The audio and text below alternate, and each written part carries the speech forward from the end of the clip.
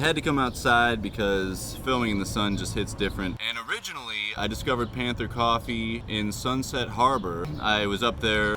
I'm walking around looking for a place to get my hair cut. Not only does the vibe look good, but then I looked at the reviews online and it's like, okay, it seems like a pretty good coffee shop with third wave coffee. California, it's everywhere. In Vietnam, I found it quite easily. That was like 5 years ago I went to Vietnam. That's when I really started getting into the third wave coffee. So there's a flight. I had never seen this. I've been drinking espresso at a lot of places. Before I got into the kava scene, I drank espresso every single day for years. Now I pretty much never drink it. And when I do drink it, I really feel it and it's much better. So I am primed to give this review right now. There's two different espressos here. They have a list of specialty coffees. Favorite coffee comes from Ethiopia, so they have coffee from Uganda, which is, I think, pretty close. They said that that's the most popular, you know, so that didn't surprise me. Ethiopian coffee is just so good. But then when I asked about the espresso, it's like, oh, we've only got two options, two blends, because espresso beans are smaller than coffee beans. It's an East Coast and West Coast. And it's like, all right, I'll try the flight. It wasn't overpriced. It was the same price as two espressos. Yeah, here we have it. They didn't have any cards left for the East Coast. They only had the West Coast card.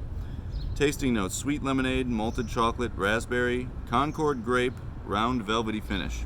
And on the back it says, American competitive coffee tasting events would often stand divided across geographical lines. The West Coasters with a strong preference for acidity, the East Coasters leaning more towards overall balance. Our two blends were constructed to explore this and generate an ongoing conversation about the flavors in coffee. Well, I'm putting that conversation ongoing as well. So this is the West Coast.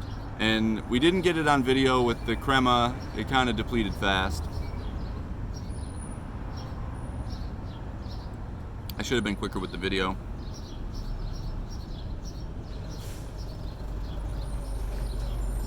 So the West Coast is supposed to be more acidic. This is the East Coast.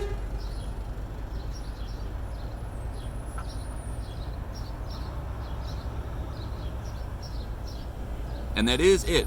I wouldn't have labeled that as acidity unless I was expecting it. I can taste the difference, and I've tasted both of these before. I've tasted espressos like this. Both of these espressos I have tasted.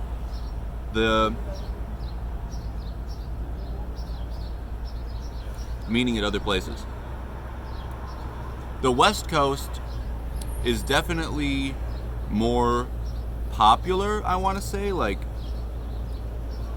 I feel like Starbucks Reserve might serve the East Coast. Now, they're from the West Coast. It seems very unlikely that they would. You got to know the right questions to ask, and I never even thought about that there's like East Coast and West Coast espresso, and I'm sure there's more niche, you know, some guy in Texas or, you know, the dude at Ancient Grounds in Seattle might have like come up with their own brew that's very unique, not East Coast or West Coast. I think I like the East Coast better.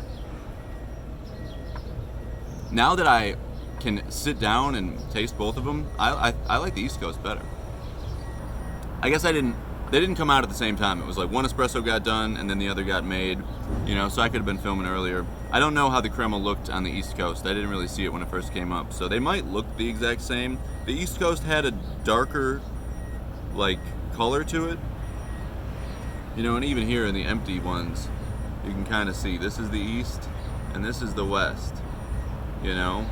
And so the East definitely was like a darker, you know, consistency, both in color and in flavor. It did have a lot more boldness to it.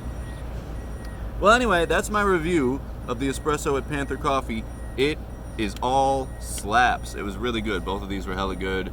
I have no problem about calling out bad espresso. Some of my favorite coffee shops in the world have bad espresso, like Cafe Trieste.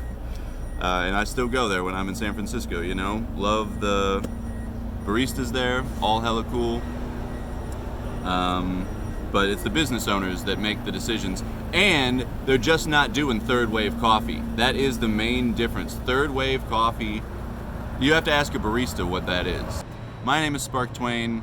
I make videos about all sorts of stuff, reviewing things, kava bars, and now I'm gonna make a lot of videos about Miami, it seems. So yeah, stick with me. Stick with me, and yeah, let's have some fun together. Like and subscribe.